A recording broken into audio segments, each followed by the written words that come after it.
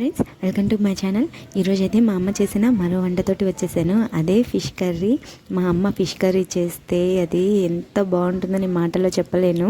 ఎప్పుడు కూడా కొద్దిగా కూడా మిగలదు, ఆ విధంగా చేస్తుంది. చాలా టేస్టీగా ఉంటుంది. అందుకని మీకు కూడా షేర్ చేస్తున్నాను, ఒకసారి చూసేయండి ఫ్రెండ్స్. చూడండి, ముందుగా అయితే ఆనియన్స్, టమోటాలు, పచ్చిమిర్చి ముందుగానే కట్ చేసి పెట్టుకోవాలి. కట్ చేస్తున్నప్పుడు అయితే కొద్దిగా జాగ్రత్తగా, చిన్నగా కాకుండా కొంచెం పొడవుగానే కోసుకోండి. ఎందుకంటే మన ఎక్కువ ఫిష్ కర్రీలో ఇవి చాలా యూజ్ అవుతాయి. ఆ తర్వాత చింతపండు పులుసు అయితే నానబెట్టుకొని ఉంచుకోవాలి. నెత్తాళ్ళు అంటారండి, మరి మీ సైడ్ ఎలా ఏమంటారో నాకు తెలీదు. నాకైతే కామెంట్ చేయండి వాటిని ఏమంటారు. ముందుగా అయితే ఆయిల్ని వేడి చేసుకొని పెట్టుకోవాలి. ఆయిల్ వేడెక్కాక టమాటాలు, పచ్చిమిర్చి, అలాగే ఆనియన్స్ వేసుకున్నాం కదా, వాటన్నిటిని కూడా ఈ ఆయిల్లో వేసేసి దోరగా వేయించుకోవాలి.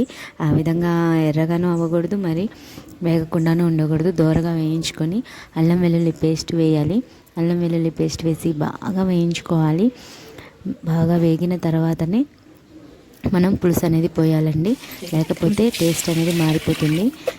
బాగా వేగాలి, అవి మాత్రం గుర్తుంచుకోండి.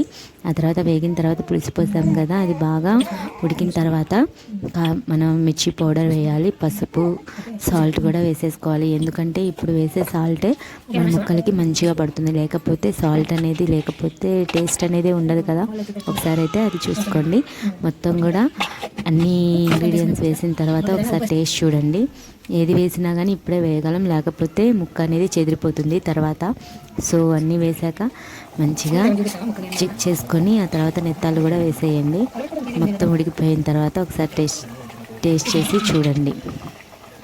లాస్ట్లో మసాలా పౌడర్ వేయాలి, ముందే వేయకూడదు, నల్లగా వచ్చేస్తుంది. చూసారు కదా, రెడీ నెత్తాళ్ళ కర్రీ. అబ్బబ్బబ్బా, చూస్తుంటే నోరు ఊరిపోతుంది కదా.